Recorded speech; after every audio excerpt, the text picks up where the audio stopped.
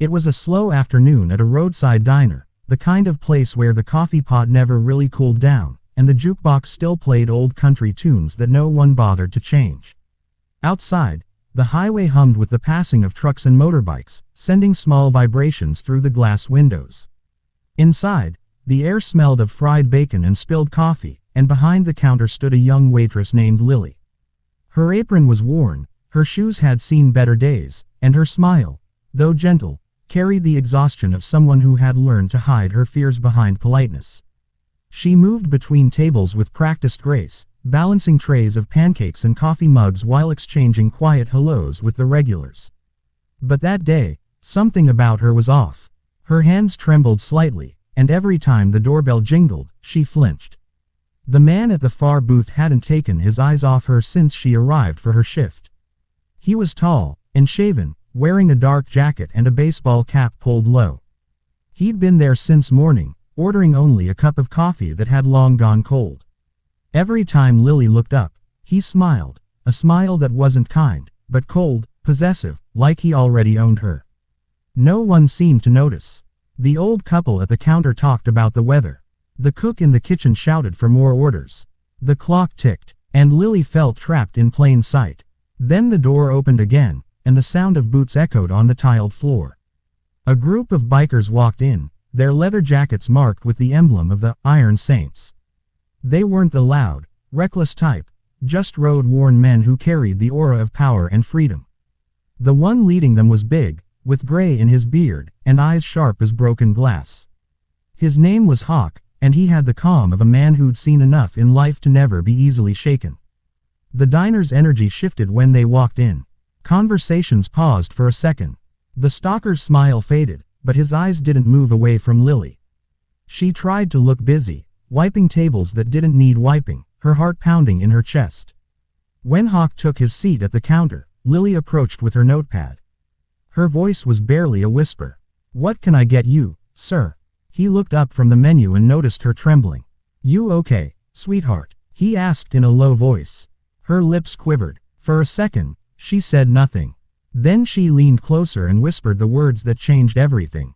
"That man's been stalking me." Hawk's expression didn't change much. He just gave a slow nod, like he'd already understood before she even spoke. "You're sure?" he asked. She nodded. Her eyes glistened with tears she was trying hard to hold back.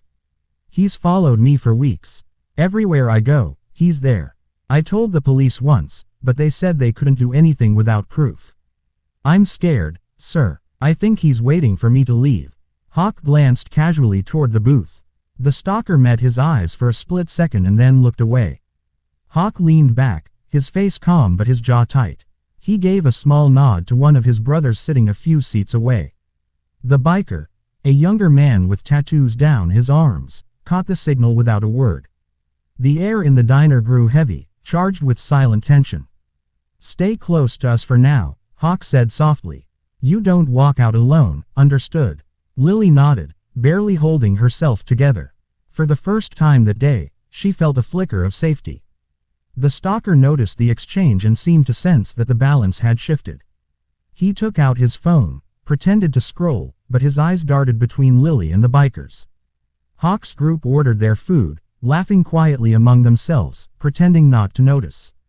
But every one of them kept an eye on the booth. When Lily brought out the plates, she accidentally dropped a spoon, and as she bent to pick it up, Hawk's voice rumbled quietly, "He's getting nervous. Don't look his way." She froze for a moment but followed his instruction.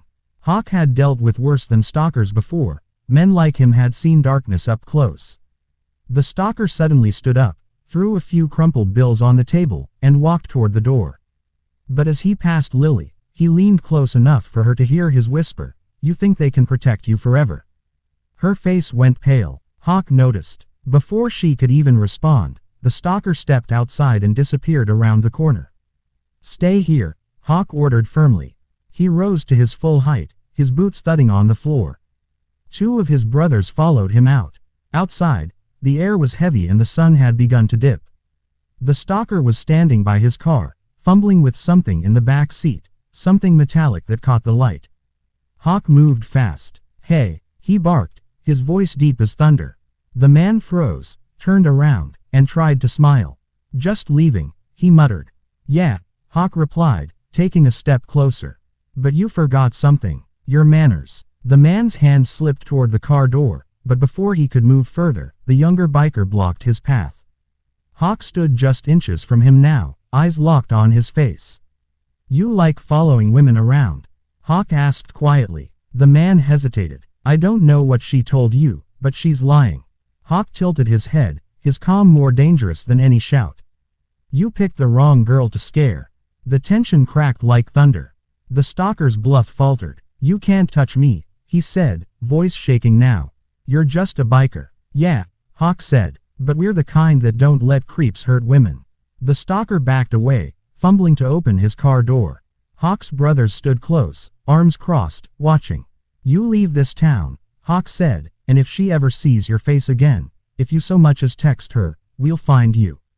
Something in Hawk's voice wasn't just a threat, it was a promise. The kind that people like him never broke. The stalker muttered something under his breath, got into his car, and drove off fast, tires squealing on the asphalt. When Hawk walked back into the diner, Lily stood frozen behind the counter. She looked at him, fear and disbelief mixed in her eyes. "He's gone," Hawk said gently. She tried to speak but couldn't. Tears fell down her cheeks, and she covered her face with her hands. The whole diner had gone silent. Even the old couple had stopped eating. "Thank you," she whispered through her tears. "You don't know how long I've been scared." Hawk nodded, softening his tone. "You don't owe me thanks, sweetheart. You just needed someone to stand with you." That night, when the bikers left, Hawk made sure one of his men followed Lily home on his bike, keeping distance but close enough to watch her door until her lights went out. She slept peacefully for the first time in months. Days passed. The stalker didn't return, but the incident had changed Lily. She was no longer just a waitress with a tired smile. She carried herself with quiet strength now, knowing that somewhere out there, there were still people who stood up for what was right. Hawk and his crew became regulars. They'd stop by every week, order coffee, and talk to her like an old friend. Each time, Lily smiled a little more genuinely. One evening, after the dinner rush, she brought their table another round of coffee. Hawk looked up and grinned. "You doing okay now?" "I am," she said softly. "You saved my life, you know." Hawk shook his head. "You saved your own life when you decided to speak up. That takes more guts than most people have." She looked down, blushing slightly. "I didn't think anyone would believe me." "Then you met the right people," Hawk said. That was when she finally told him everything. How the man had been her ex-boyfriend from another town. How he'd shown up at her work, her apartment, even her mother's house. How she'd begged the police to do something, but no one cared until Hawk and his brothers showed up. Hawk listened in silence, jaw tight. "You ever see him again, you call us," he said. "We'll handle it." She smiled faintly. "I hope it never comes to that." "It won't," he said, his tone calm and certain. "Not while we're around." Months later, it was almost like a distant nightmare. Lily was doing better.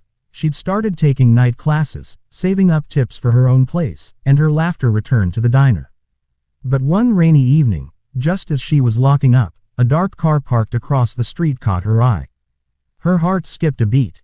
The headlights flickered twice. Her hands shook as she grabbed her phone. Before she could even dial, a roar of engines filled the air. 4 bikes pulled into the lot, their lights cutting through the rain. It was the Iron Saints. Hawk dismounted, rain dripping from his jacket. "Everything okay, sweetheart?" Her voice trembled. "That car, it's him. I think he's back." Hawk didn't hesitate. He turned, motioned to his men, and within seconds they had the area surrounded. The car's engine revved, but Hawk stepped in front, hands raised. "Step out," he ordered.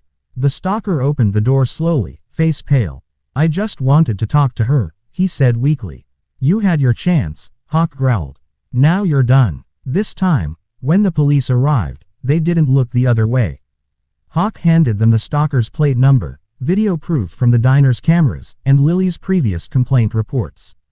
The biker's influence, combined with the evidence, was enough. The man was arrested, charged with harassment and stalking. As the police car drove away, Lily stood under the rain, shaking. Hawk put his leather jacket over her shoulders. "It's over now," he said. She looked up, tears mixing with the rain. "Why did you help me, Hawk? You didn't even know me." He smiled, weathered and kind.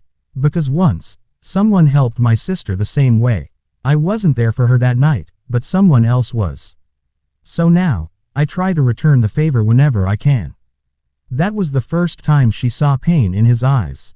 The kind of pain that came from memories too deep to speak aloud. She nodded slowly. "Then thank you. For her, and for me." He gave a small smile. "Keep living your life, Lily. Don't let fear steal it from you." Years later, people still talked about that day at the diner. The waitress who whispered for help, and the bikers who answered without hesitation. Lily moved on, became a manager at the same diner, and eventually opened her own cafe on the highway. And every year, on the same day, a group of bikers would stop by, older now, with more gray in their beards, and she'd serve them coffee, free of charge. She'd always hug Hawk before they left, whispering the same words she had said the night everything changed.